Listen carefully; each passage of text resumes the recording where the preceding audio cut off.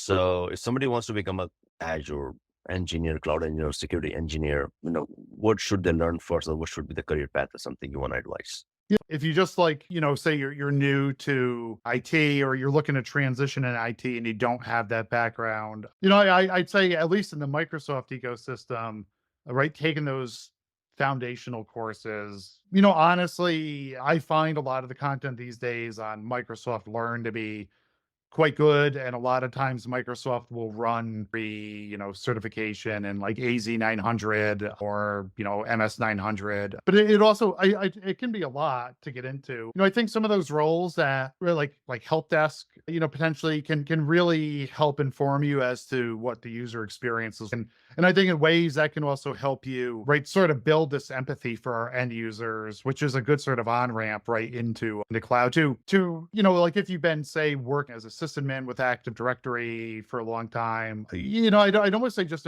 embrace it. And I know that's kind of like a vague answer, but once you get past some certain hurdles of learning, right, there are similarities between Azure AD and Active Directory. You still have users and groups and devices and attributes on all these things. And in ways it can feel familiar.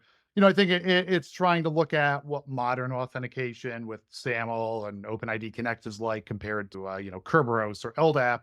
And I mean, there are resources. So one thing I'll just put out there, the M365 developer program, because from an identity perspective, that will get you an Azure Active Directory tenant for free with 25 M365 E5 licenses.